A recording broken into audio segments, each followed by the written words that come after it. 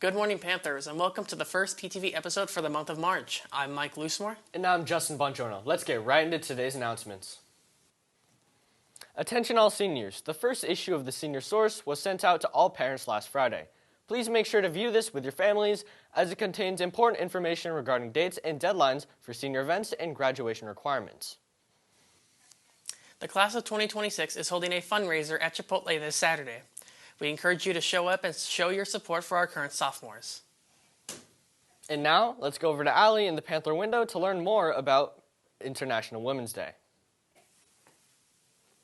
Hey Panthers! Friday commemorates the movement for women's rights and celebrates women's political, cultural, social, and economic achievements. It is a day to celebrate the continuous fight for gender equality, whether this means equal pay and work opportunities, access to education and healthcare worldwide, and eradicating violence against women. In honor of this holiday known as International Women's Day, here are some of the achievements women have made in the last 50 years. Women were granted the right to get a credit card in her own name in 1974, just 50 years ago. Although the Equal Pay Act was passed in 1963, requiring men and women to be paid equally when doing the same work, it wasn't until the Equal Credit Opportunity Act that women could get credit cards in their own name. Women were granted the right to serve in the military in 1975, when President Gerald Ford signed a law permitting women to enter U.S. military academies as students for the first time. In 1976, 119 women entered West Point, 81 entered the U.S. Naval Academy, and 157 entered the U.S. Air Force Academy.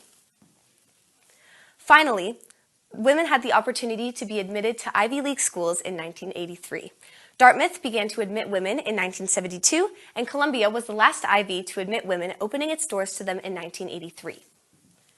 We still have a long way to go to achieve ultimate equality for women in 2024, so it is important to have this day to raise awareness about the challenges women continue to face. That's all for me. Now back to the desk. We would like to congratulate girls basketball on making it so far in the statewide bracket.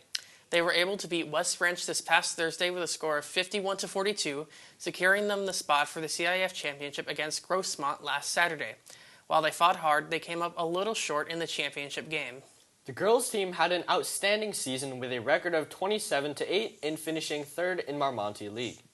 We would like to thank all the players and coaches for their time and dedication to be able to represent NP in such a way. Tickets for the theater department's upcoming play, The Crucible, are now on sale. There will be shows on Thursday, March 14th at 7 p.m., Friday, March 15th at 7 p.m., Saturday, March 16th at both 2 and 7 p.m., and Sunday, March 17th at 2 p.m. Tickets can be found on their website at mphstheater.org. Tickets for students and children will be $10, and tickets for adults will be $15. The tutoring centers have new schedules starting this month. The lunch centers will be open on Tuesday, Wednesday, and Thursday, and the after-school center will be open on Monday and Wednesday. Last Friday, many students at the school performed at a great event called Dance for Hope.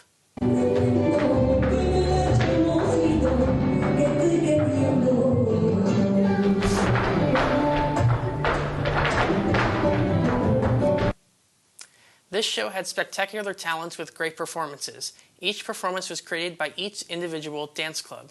The performance also had great choreography, great music, and great dancers that dedicated a lot of time and practice to make this event outstanding. It was an amazing show, so be sure to go for the next one. Many high schoolers may know what they want their future to hold, but that may not be the case for everyone.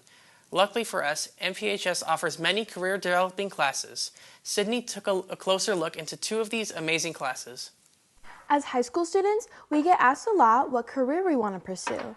I want to take a look at two classes that are very different but surprisingly similar that may help you build an answer to that question. Woodworking Principles is our introductory course. We'll basically start you out teaching you the fundamentals of woodworking. After that, we get into the Woodworking Design class, which is an intermediate class that builds on the knowledge that you've already acquired from Woodworking Principles. And then our capstone course is cabinet making, and from that I teach my students how to make cabinets. My classes are a gateway into the construction field because, again, here we're learning the fundamentals of what we're doing. If you know how to properly and safely use a tool, you can build anything. A few of my students right outside of high school either go into some form or another of construction, whether it be cabinet making or just construction. I have one student that went to work in Hollywood as a set builder. Now that you know more about classes where you can learn how to literally build, here's a class that you may not think of first when you think of construction. There's a lot of different avenues in the world of biotech. The focus of our class is on the pharmaceutical side. It's unique is because it has been articulated with the introductory biotech class at Moore Park College. This class provides kind of an authentic experience because we do a lot of the exact same lab work that is done, say, at a large biotech company like Amgen. There's obviously a lot of science in the world of biotech, but there's also a lot of things that are not science related that somebody could get involved with. All of that is discussed. There's lots of jobs in the world of biotech, and there will continue to be a lot of jobs. Reporting for PTV, I'm Sydney Scott. Well, Panthers, unfortunately, we're out of time for today's episode. Thanks for watching, and we'll see you all next time.